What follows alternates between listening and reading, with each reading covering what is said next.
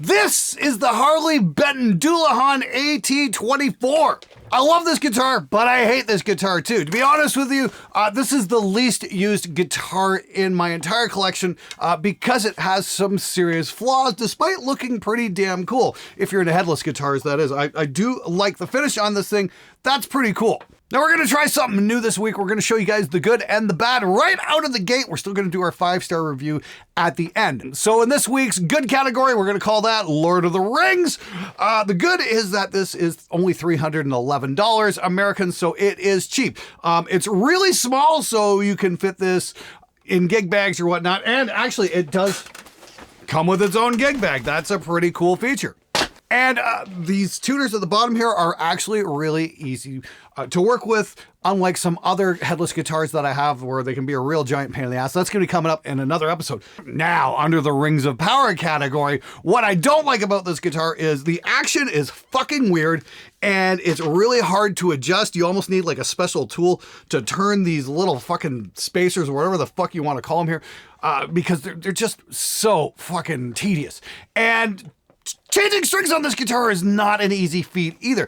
Basically, if you're going to play a gig with this, make sure you bring some tools, or better yet, just bring another guitar that you can change strings out much quicker on, because this one definitely takes a little bit of work. Seriously, this has to be the most inconvenient bridge since the Floyd Rose Tremolo. Anyway, let's try this thing out, shall we? Now, I have had this guitar for a couple of years and I actually haven't got around to reviewing it yet just because I've been doing other stuff. And I gotta say, you know, first thing I'm noticing is just a slight bit of fret creep. Nothing major. It's certainly not like that Harley Benon Failure guitar that I reviewed there a couple months back where, you know, it was brand new and there was just frets sprouting out of the end and I actually had to go buy a file. It's nothing like that. It's nothing that maybe a little bit of sanding and buffing couldn't take out, that's for sure. I might do that at some point, but honestly, I don't know if it's worth the effort because I just don't like the guitar all that much. So I got it plugged into the 6505 combo down here into a 2-notes, and then we're into the rig. But so we are going through a real live amp, and let's hear how it plays, shall we?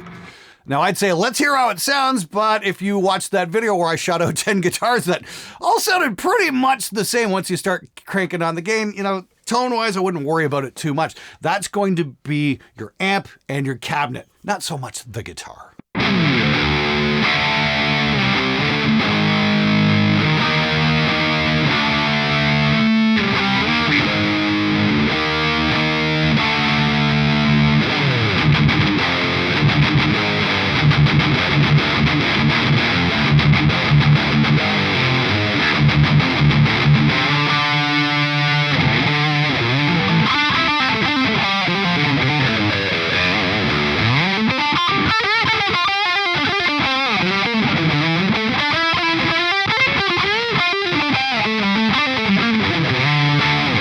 Yeah, you gotta say, I'm not particularly thrilled with the action of this thing. Once again, it's this bridge and these damn height adjusters. It's like, I just want to scream. You know, I had a conversation there the other day with Henning Pauly about this exact same thing, and he was using this guitar or one of its variants on a couple of recording projects, and you know, the guitar player had to put it down and swap it out for something else that played a little bit more comfortably. I don't know if it's a balance issue too as well. I mean, like, let me get a strap on here and see what I can do. See how this fits, and give it a drop test. Let's see what happens, because it does feel kind of balanced this way, which would be fine. Yep. Absolutely not top heavy. Wow, big surprise. There's no fucking head on the guitar. So there is that.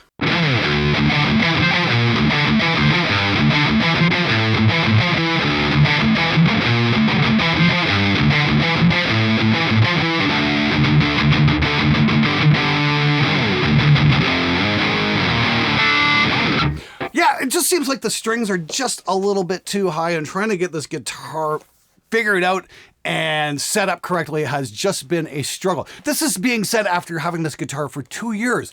I've been trying to get this set up correctly and it just doesn't do the thing. So it is kind of uncomfortable. I'm like, I've handed this off to my buddy Steve, who helped me build the studio here, and he absolutely loves this thing, and that's great, but it's not going to be something I reach for. In fact, it's one of the things I reach for the least. It's not saying Harley Benon can't build a good guitar. By way of comparison, this Goto double cut from Harley Benon just plays absolutely brilliantly, and I didn't have to do anything when it came in the box. It just worked.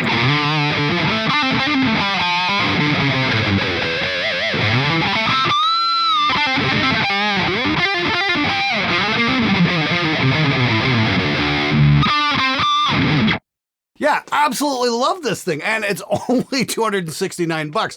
In my opinion, this is definitely a much better buy than the Dullahan, unfortunately. This one's just a bit more of a struggle to get it to play like that and just get those pinch harmonics and whatnot. It's just, like I said, it seems a bit of a struggle.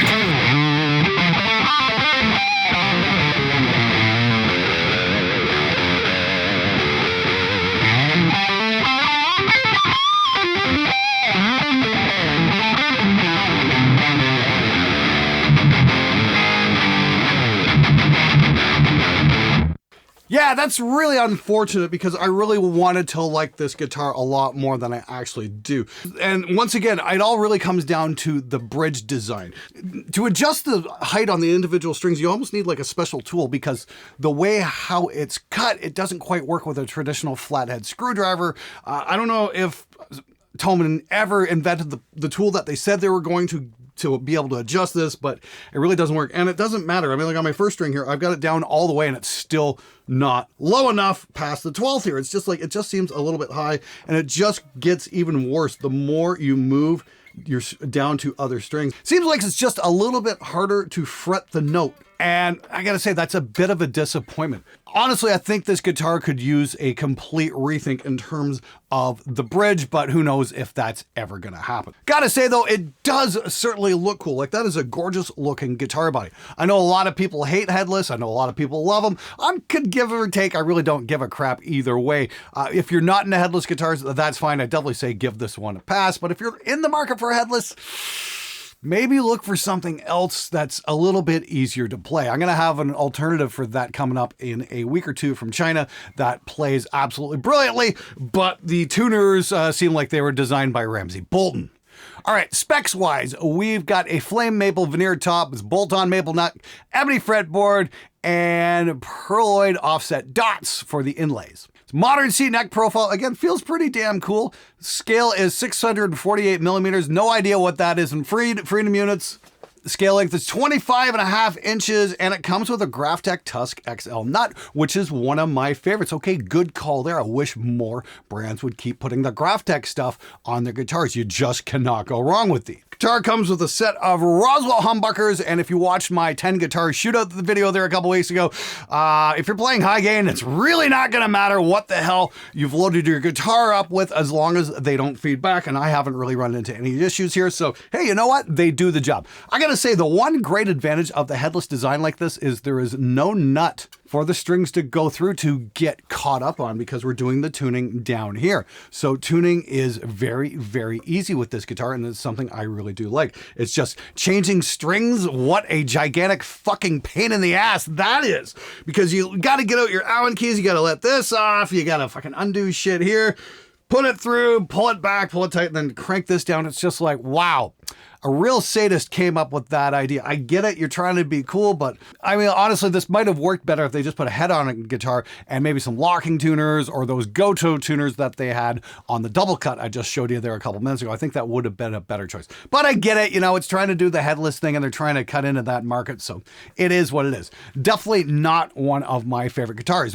But at only $311, it's not exactly gonna break the bank. Now, I did that stealth buy video on the Harley Benon EX84 guitar where Thomann didn't know I purchased it and I had it brought into Canada just so we could see, you know, what the import charges were going to be, any taxes or anything like that. So if you're considering getting one of these guitars in North America, you might want to check that video out. And I have heard some scuttlebutt about Harley Benton's being available on Reverb now as well. So this is definitely a super affordable guitar. It might be cool as a stage backup, but be warned, if you are going to go on stage with this and you pop a string, it's going to slow your show down if you don't have another guitar handy, so just keep that in mind.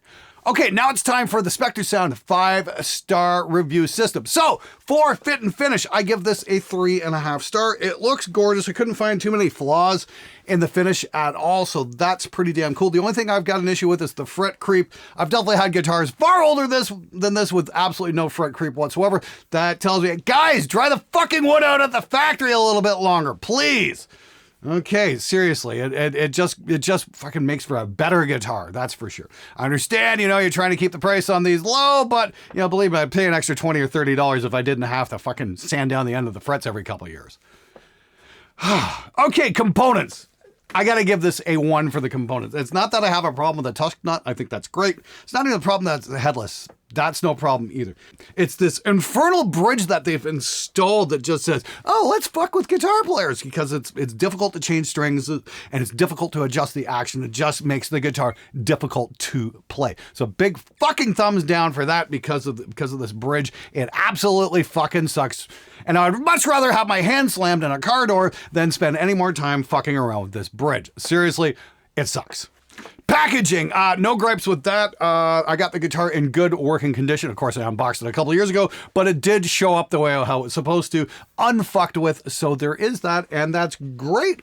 No complaints whatsoever there. So I'm going to give it 4 out of 5 for the packing. So good job there, Toman. At least you got that part right. And setup, 1 out of 5 stars. Once again, it all comes down to this horrible bridge design and the fact that the strings are too high and you just can't get them low. And, the guitar came pretty badly set up with some really high action. I didn't like that at all. It wasn't like that Harley Benton double cut I just showed you, which just came out of the factory, just beautifully set up. They really screwed the pooch with this one. So yeah, big fat 1 star for that. Nice job, guys. Might want to spend a little bit more time on these before you ship them off. That way you don't get pissed off customers. So overall, I'm going to give this guitar a 2.5 stars out of 5. I've definitely had far better Harley Bentons on this show. I've had numerous better Harley Bentons on the show. The saving grace of this is, hey, at least the body looks cool. And, there's one thing I've learned over the last couple of weeks about testing out a bunch of different guitars when it comes to tone and whatnot. They all sound very similar to each other if you're playing high gain guitars. There's nothing wrong with that. You should be looking for 2 things when you buy a guitar. 1, does it play well? And 2, does it look cool? This one looks cool, but doesn't play all that well. So I would recommend you guys give this one a hard pass. Seriously, there's better guitars out there for the money, including the Harley Benton Fusion line and the Goto series as well. Those are great guitars, and I'd be more than happy to recommend them. But this one, yeah, I'd say if someone's offering you one of these or you're looking at it, might want to keep walking and look at something else instead. All right, guys, hopefully you enjoyed the episode. If you find it useful and whatnot, please do me the favor of hitting the subscribe button, because at the time of shooting this anyway, I'm getting ever so closer to 500,000 subscribers. And when that happens, I get to kick Steve Terrybear. So that should be an awful lot of fun. And I'm sure that's something you guys want to see. And, of course, we're going to see Steve Terrybear wind up on the Butthurt of the Week because of that, I think. That should be fun anyway. We'll see what happens. Anyway, thanks for watching, subscribing, all that good stuff. Do me a favor, hit the thumbs up button. And if you want to check out a stealth buy review of the Harley Benton EX84 to see what the actual consumer gets, you can check that video out right here.